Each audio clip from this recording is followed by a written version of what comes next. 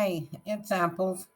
I just wanted to share some tips that I've learned over the many, many years of being in the art field. And maybe you've heard of them or know them, or maybe you don't. So let's see. I started Apple's Art Studio to be able to share with you online my things that I do in polymer clay. I try to give tips and ideas and inspiration in every one. So why don't you subscribe and ring my bell? Let's talk about acrylic products, like your rollers that you roll out your clay by hand, or your acrylic block, or maybe you work on an acrylic work surface. Just make sure that you clean them really, really well so you don't pick up residue and stuff on pieces of clay that you may not want. And don't clean them with alcohol, rubbing alcohol, or any percentage of alcohol. That makes them crack eventually, and it doesn't take that long a time. So if you're going to clean them with baby wipes or a soft cloth and some warm water and maybe some liquid dish soap, and make sure you dry them thoroughly. While we're on the subject of cleaning, let's talk about cleaning acrylic paints and mica powders and things out of brushes. And also, we wet and dry sand, and that's done in water. And we usually have a bowl of water of grit. And when you do silk screens, you use acrylic paint or mica powders or some sort of product that all goes into water. So if you keep dumping that water that you've cleaned everything in down your drain, eventually it's going to clog up. So I recommend that you put it in a container and take it outside and have a place outside to get rid of it and dispose it there. Plumbing bills can be very expensive. I really believe that you use the products designed for whatever art medium you're working with.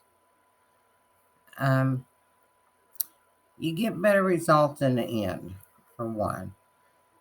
We use polymer clay, and there's companies that make the clay that also makes products that you can use with it that are safe to use, and that way you don't have to second guess yourself and wonder what's going to happen with it, because until it's that final baking, we really just don't know.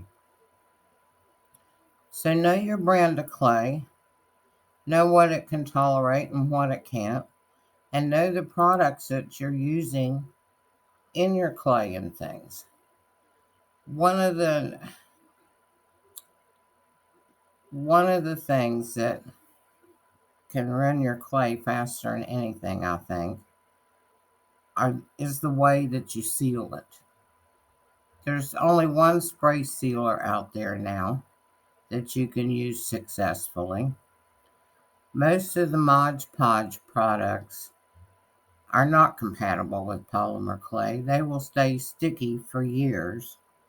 And even your polyurethane and varathane type products that aren't made for polymer clay, those can yellow over time, but some of them doesn't play well with certain brands of clay, and they can remain sticky too. So know your products and things. If you're going to try to color your chalk or color your clay with chalks and powders, or mica powders or micro glitters, or even alcohol inks, make sure you don't add too much. It will dry out your clay. It'll crack while baking, and just use it sparingly.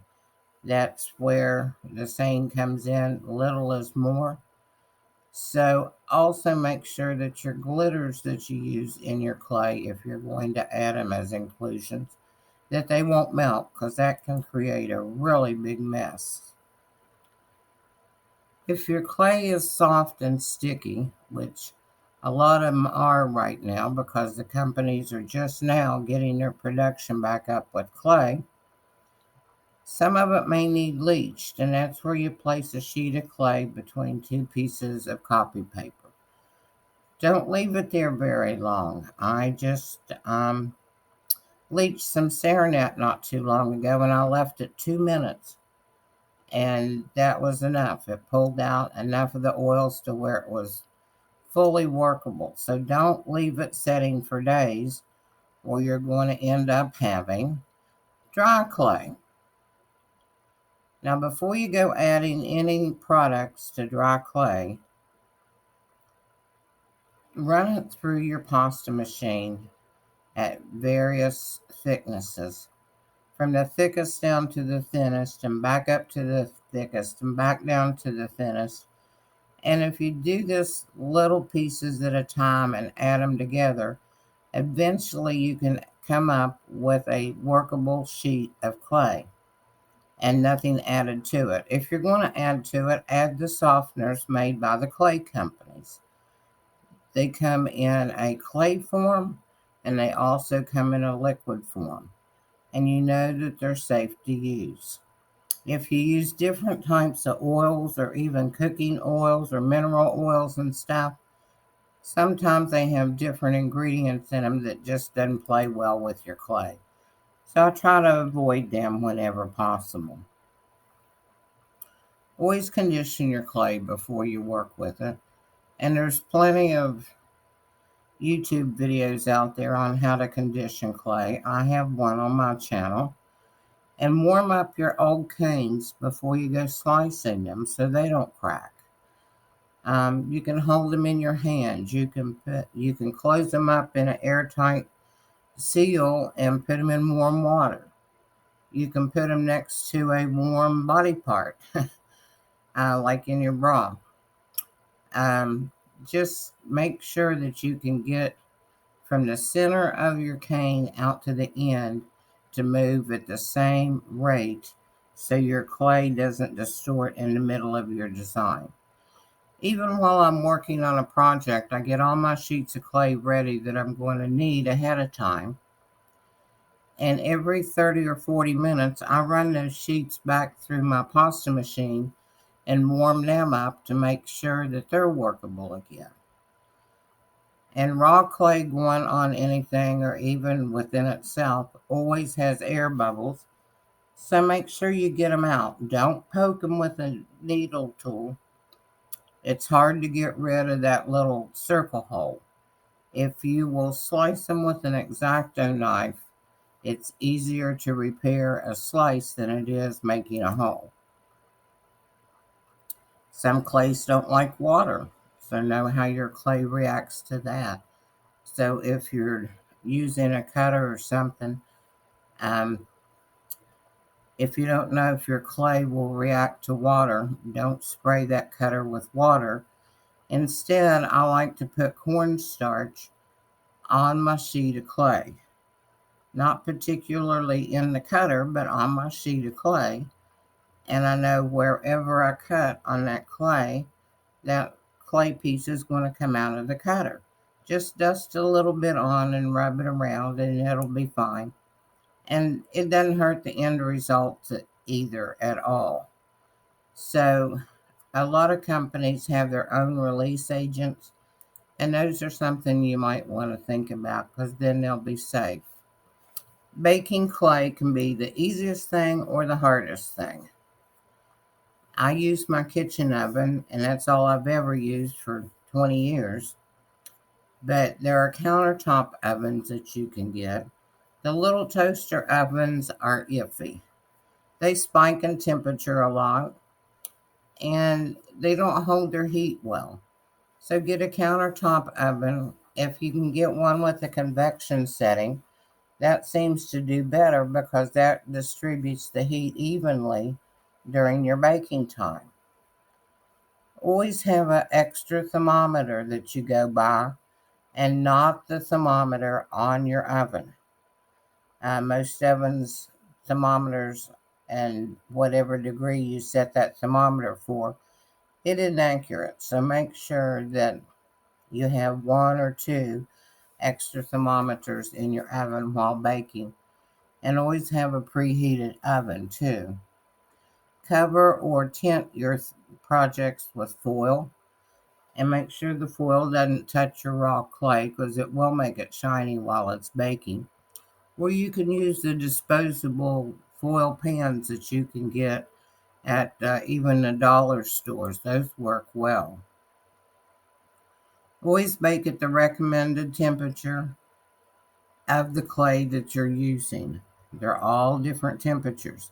Even with liquid clay, there can be different temperatures, so always read your instructions.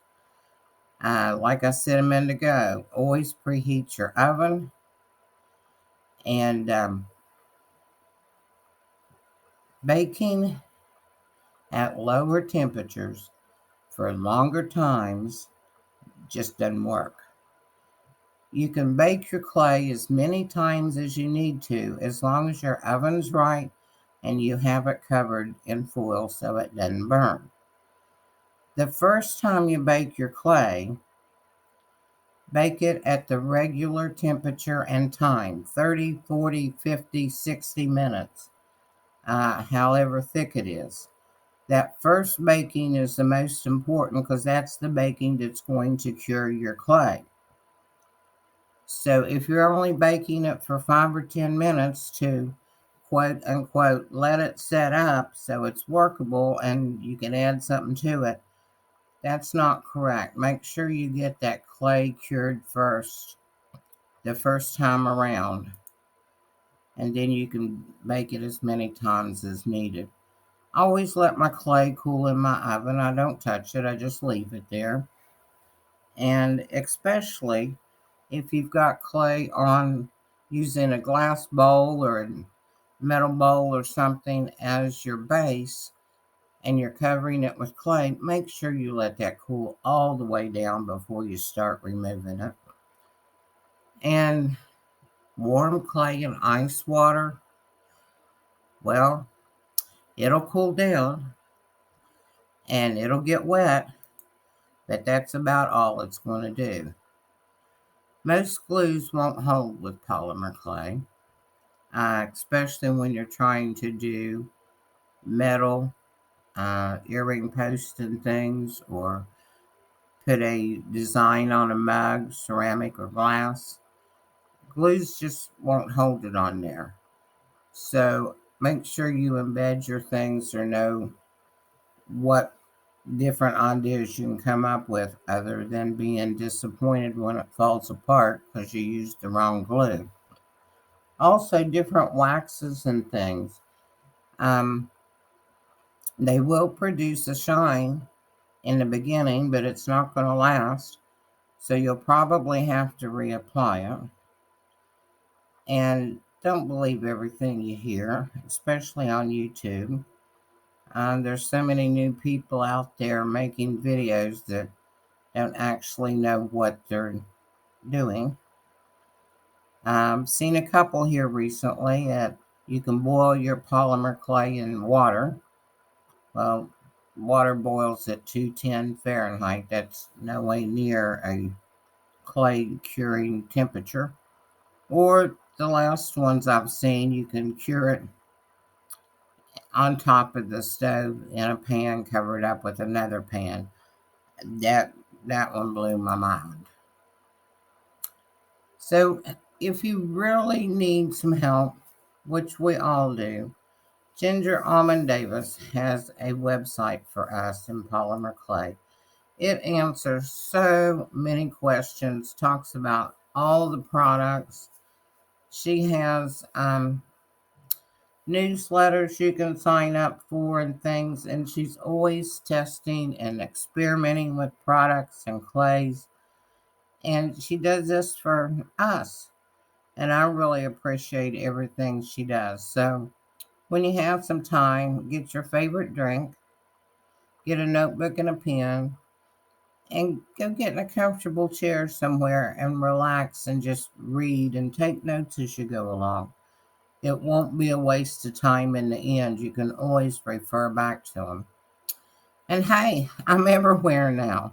I'm on Instagram, I'm on TikTok. Here's my email address if you'd like to email me and ask any questions or anything like that. I'm always free and up for that. So follow me wherever you see me and let me know you've been there. And I have more videos on my channel, and I think I'm almost up to 70 videos now. And the channel's not that old, so I try to release new videos every Sunday and sometimes more often than that. So thanks for watching my tips and tricks, and I'll see you soon. Come back and see me next week. And thanks for watching this one. Blessings.